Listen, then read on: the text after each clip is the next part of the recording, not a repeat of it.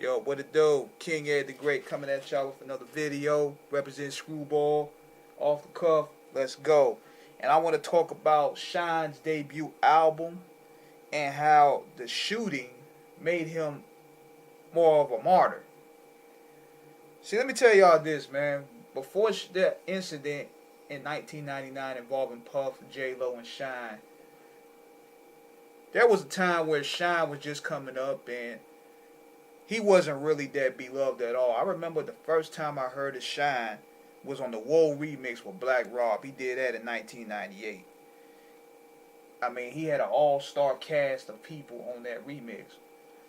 And even though Shyne didn't stand out, I was thinking at first he kind of sounded like Big. A little bit. Just by the way he flowed, but I ain't paying no mind. But then there was a huge bidding war going on for Shyne. Every label was fighting for him at the time. And Puff outbidded Russell. And that led to them having a little fallout for a little while. So, when he came into the game off the gate, he didn't really get a lot of love at all because Biggie's death was still fresh. It was like a year later that Shyne signed the Bad Boy. And he wasn't really getting a lot of love like that from the industry. I remember Lil' Kim dissed him on the Notorious K.I.M. joint. I remember Prodigy talked about how he threw Shyne's CD out of his car because he thought it was garbage.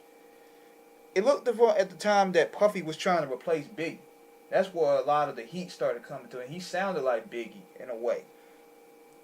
But he was talented. I listened to some of his stuff, man, before then, and like some of the mixtapes he was on, and I was like, yeah, he's pretty talented. He doesn't try to rap like Biggie. It just happened to be how he talks. But when he dropped Bad Boy's Anthem, it was game over from there. That song right there put Bad Boy back in the streets along with Black Rob's Whoa.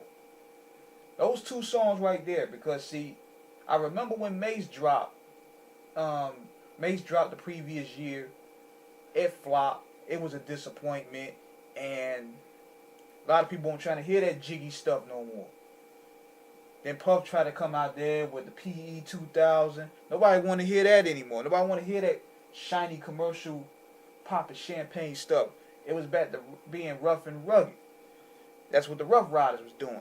So Black Rob came through with Whoa.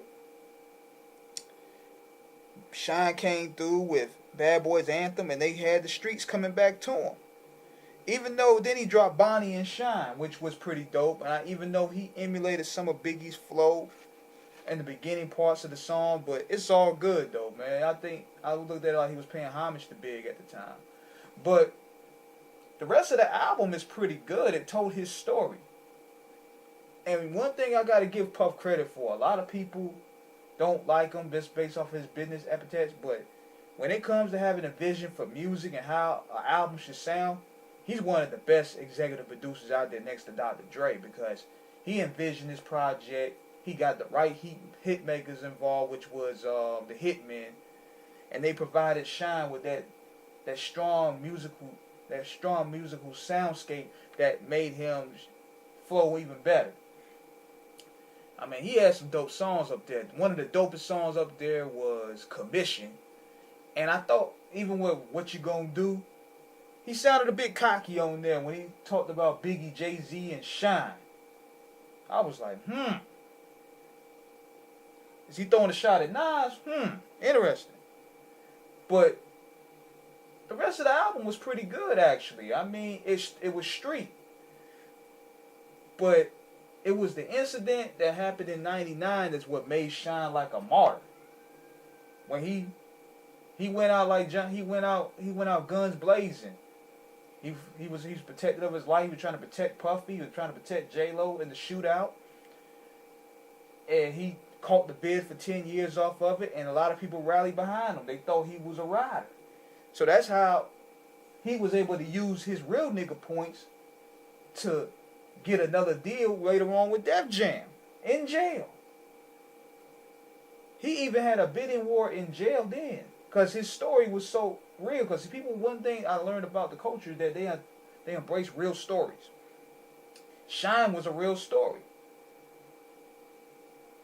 And Def Jam put a lot of money behind that Godfather Buried Alive album. And that wasn't even too bad either.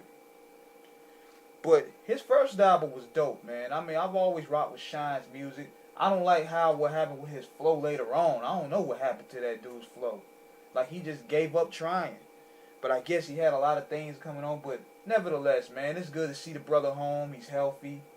He moved on with his life from music. And I think he's involved with politics.